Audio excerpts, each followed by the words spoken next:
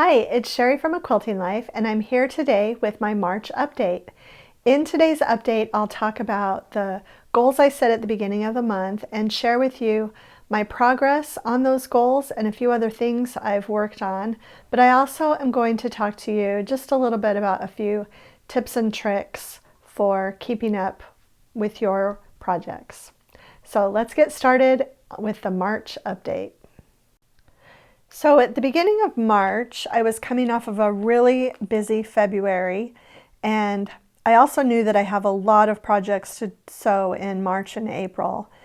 So I set basically just 3 goals for myself. One of those was to get caught up with my Socialites blocks, or I think I specifically said that I wanted to make 8 blocks. And I think I've made 7, maybe, yeah, 6 or 7 anyway. I think this is where I was at the beginning of the month. So I had started and made a few of the early ones and a few of the ones right where we are. So I think I had done number 1, number 2, and 5, and then 18, 19, 20. I believe that's where I was at the beginning of the month. So I've now made block number 3 and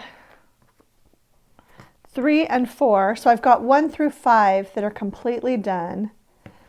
But I've now made 1, 2, 3, 4, 5, 6, 7, 8, 9, 10, 11, 12, 13. So, and this most recent one was my block that just aired on Friday. So what I've done is I've been going back and catching up with the ones that I've missed, but I've also been staying current with my current blocks. And I also actually have next week's done. I just can't show it to you yet. So I feel like I'm doing a pretty good job on that. As long as I make a block each week and also make one of the older ones that I've missed, I'll be caught up by the end. Okay, so that was my main goal. The second goal I had was to keep working on my half square triangles, and I have a pretty big project that I have to have finished in April with these. It's reds and whites half square triangles, and so I did get 4 sheets sewn. Each one of these sheets will make 30 half square triangles, and I've got 4 different prints. I've got a red and white, that one, and then this red and white dot, and just a solid red. I think there's another one. Oh, these little red and white asterisks. So I feel good about this. I just need to keep sewing these sheets, and then I'll probably go at the end and trim them all up. My third big goal for the month, and I haven't started to work on that yet, is to make some of the village houses. And I haven't gotten to that one yet, but I did get kind of sidetracked by some other things, and I'll show you what those were. The first thing that I've made some good progress on is I had made this block a while ago, and I was going to make it into a pillow, and I had this border on it, and I just never liked it. I just didn't think the border really worked. It was too light, even though I was going to do a dark binding. So I got this taken off. I've been wanting to do that for, I think, a year. And I cut some new border strips, and I'm just going to put these on and then make it into a table topper. So spring is here, and I just feel like I want some spring table decor. So that kind of just got added into the mix, but it's going pretty quickly since I already had the center done. So that is one thing that I've made some progress on. Another thing that I've made some progress on is sewing these strips together. I had some charm packs of the garden variety collection by Vanessa Gertzen of Lola Boutique. I think this is from a couple years ago, and or at least a year ago, and I think it came in my Sew Sampler box from Fat Quarter Shop, and I didn't have time to make anything with it then, but I saved it because I thought it was super cute. And the Fat Quarter Shop Sew Sampler also came with the background fabric and the coordinating navy So I'm making a table runner out of this too. I'm a spring runner, so I've got some strip sets sewn together. I should get this done really quickly. There's some other sections. I've really got this just about ready to put together, and I made the binding as well. So I'm ready to go with that. So I'm sure I'll be able to show you this finished as long as I get it quilted for the April challenge. But that was just kind of an ongoing goal that I have, is to use things that are in my cupboard.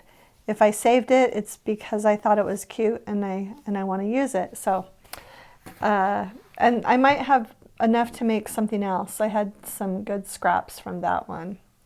So this is another table topper that I just decided to do, kind of spur of the moment. I had these large English paper pieces in my drawer and I had never used them, and so I just thought, oh, I wonder what it would be like to sew with them. And so I hand stitch these. I always take the center papers out once they're completely surrounded, but I'm going to take these out, and I think I'm just going to hand quilt 1/4 of an inch in from all of the seams, and then I'll probably use a coral fabric to bind it, and then I'll have another little table topper. I'm guessing I'll get the runner and this one together more quickly because this involves some hand stitching. So, okay, this is something else that I just got finished recently.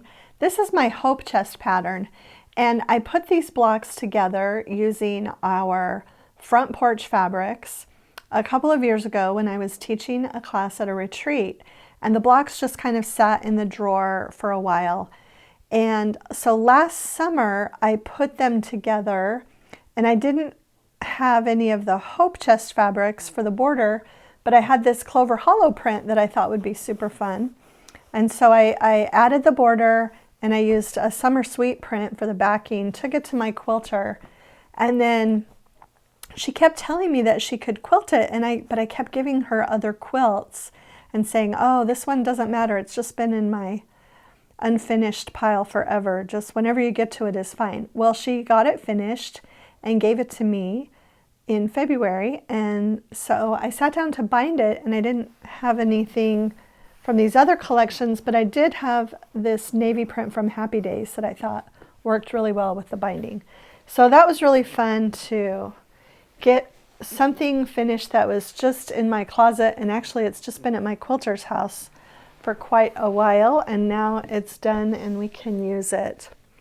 And then the last thing I wanted to show you is just this stack of fat 8s that I need to make a quilt out of by a week from now. So I need to get started, but what I thought I would talk about is sometimes we have projects that we need to do and we don't get going on them, and sometimes a trick that I use is just, what is the next step that I need to do to make progress on a project?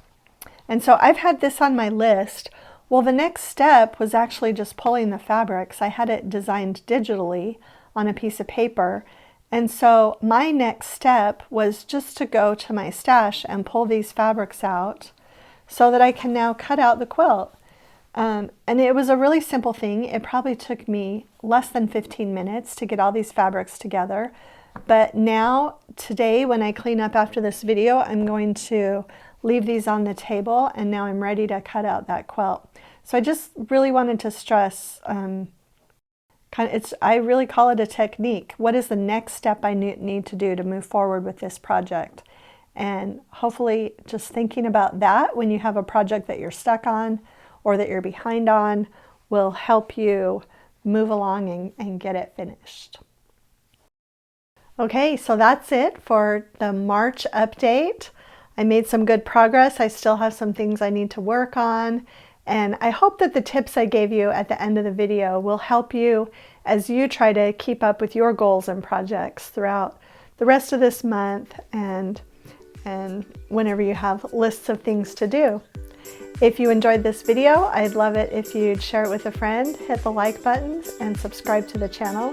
And thanks so much for stopping by.